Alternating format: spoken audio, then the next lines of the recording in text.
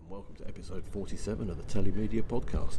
You join me here in sunny Barcelona at Mobile World Congress. Well, this isn't actually Mobile World Congress. This is a nice little terrace with drinks and nice things like that, because I got away from the hubbub and thrum of the show.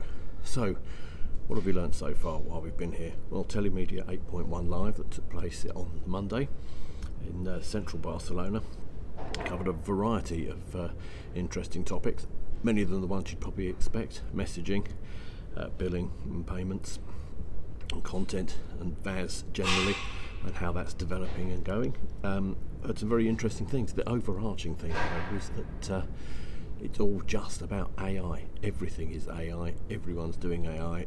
I mean, of course they are, because AI is everywhere. But some of the key takeaways that I've found so far whilst being here out in the sunshine sort of break down as following. Messaging, seeing a huge continued surge in messaging, dogged however by fraud. A special event was put on by MEF and Mobile Squared on Sunday afternoon looked at how, well, in Nick Lane from Mobile Squared's view, SMS is still sort of grossly underused, as is WhatsApp, and some of the business models behind WhatsApp are also frankly astounding. That WhatsApp, Meta, the owner of WhatsApp for instance, is charging for one message for the whole conversation. There's a lot of money still to be made there, a lot of use that can be got out of WhatsApp in particular. RCS obviously is on the menu, however, we don't know how that's going to play out. We're not going to see Apple's involvement until at least September, when they update the iOS to include support for it. So that's really sort of on hold. The interesting thing though is SMS. It is starting to sort of tank a little. Well, not tank, that's the wrong word. It's starting to go down. Dogged by fraud. AIT in particular, the artificial inflation of traffic, is having a massive impact on SMS. According to the Mobile Squared event, it's starting to be eroded, and a lot of that business is going to start looking at WhatsApp and possibly RCS in the future and other messaging channels, just because like hundreds of millions of dollars are being lost through fraud. So that's sort of where the messaging side of things is. I mean, obviously it's still a very healthy business. There's a lot going on in it. It's only going to grow. One-time passcodes are still huge. All sorts of other authentication methods are still huge with it, but it is this dogged by this fraud problem that is growing. And Dario Betti from MEF really called upon people at this event to pull together. That the MEF Mobile Squared produced a fraud report.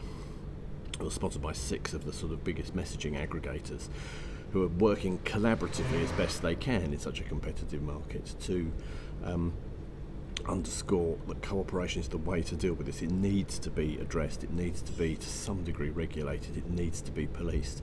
So I think we're going to see in 2024 the beginnings of that process, and that is only going to be helpful and beneficial for the messaging industry. So what else have we picked up here in Barcelona this time?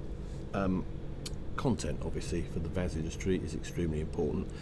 There's a lot of developments in that. There's a lot of interest around sport content, particularly driven by MENA, which I shall come to separately shortly. But we're also just seeing that the demand for content is huge, and it's all formats of content. So it's everything from short form, medium form and long form, as we've discussed in previous VODCASTs, right through to quizzes, competitions, vouchers.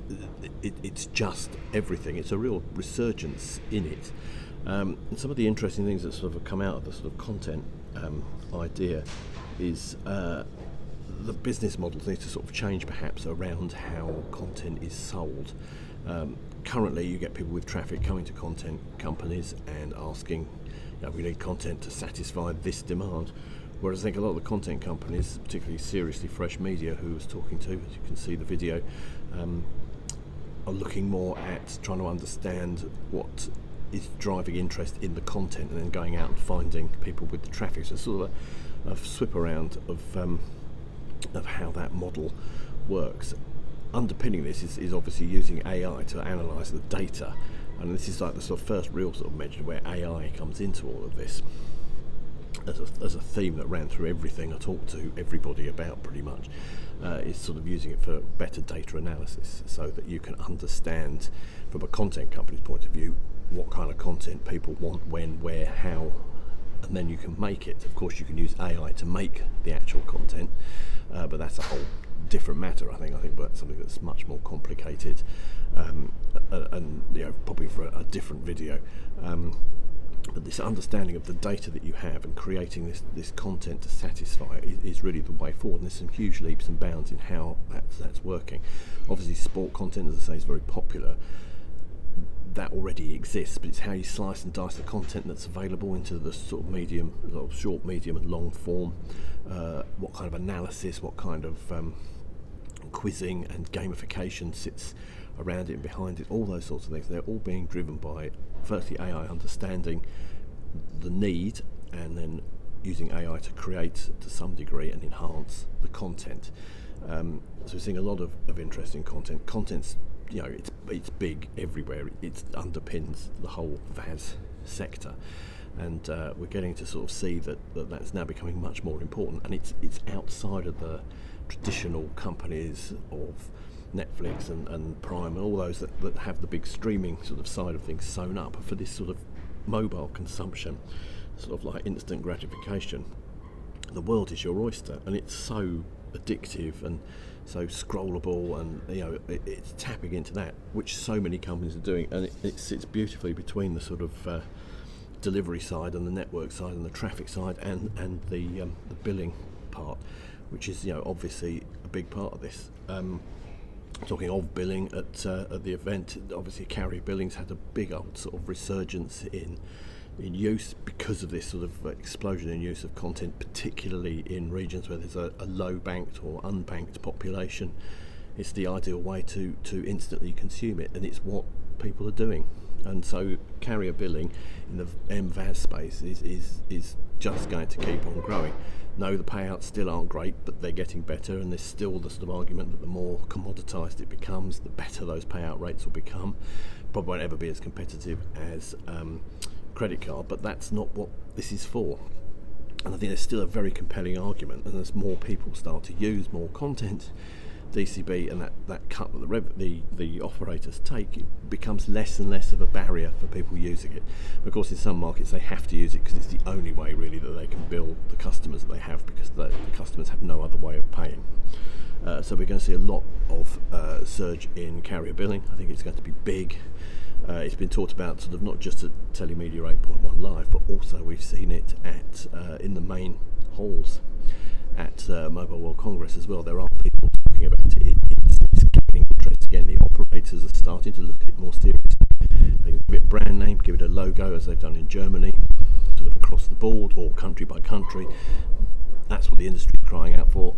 There's talk of that. I think it's a discussion stage thing. It's not a plan, but it will happen, and so that's going to drive the billing side of telemedia. So that was some interesting stuff there that came out of it.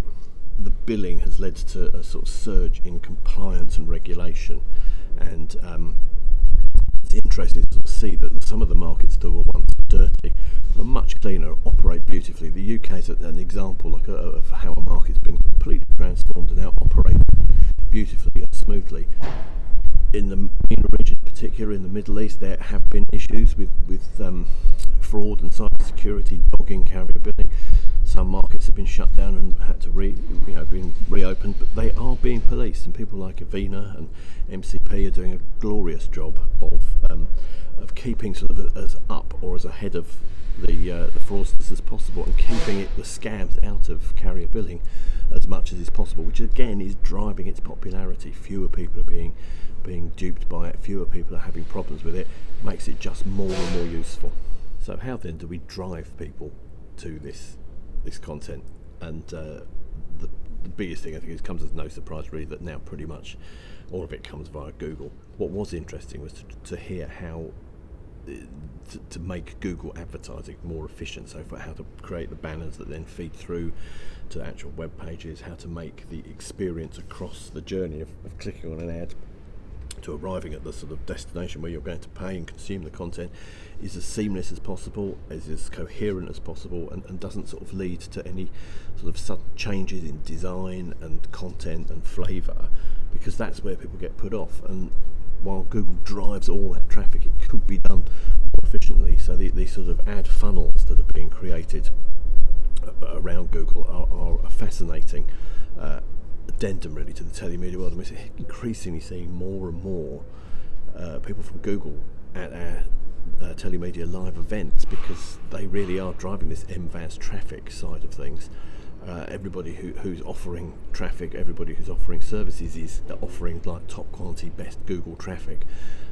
So it really, that's a big shift. I think we weren't really talking so much about that this time last year. It's interesting to see how that has developed, and it'll be interesting to see how that develops further across 2024. It'll be good to see what we talk about when we come to Mobile World Congress next year in 2025 as to where all that is at. I think one last thing is back to AI really, and how AI underpins everything now that every industry does, not just the sort of telecoms industry. But it's starting to play such a pivotal role in data analysis and content creation and traffic mapping and understanding and beating fraud. It even plays a role in creating fraud. It is everywhere, and while it's sort of crept up on us, though rapidly, people are embracing it. That the interesting thing is going to be sort of, you know, the playing field's levelled constantly as each company just uses the next iteration of AI. It'll be interesting to see where this goes. I think it'll be interesting to see who makes the first gloriously amazing AI-backed service. Also, it'll be very interesting to see who fails with it, because I think that, you know, not just in the telemedia sector, but anywhere, we're going to see some sort of epic AI-based content fail at some point soon, is my prediction. On that, thank you for joining me. If you're in Barcelona, hello, maybe I'll bump into you. If you were in Barcelona, hope you had a good time. If you weren't, you should come. It's a great place and a great show. Thanks for watching. See you again next time.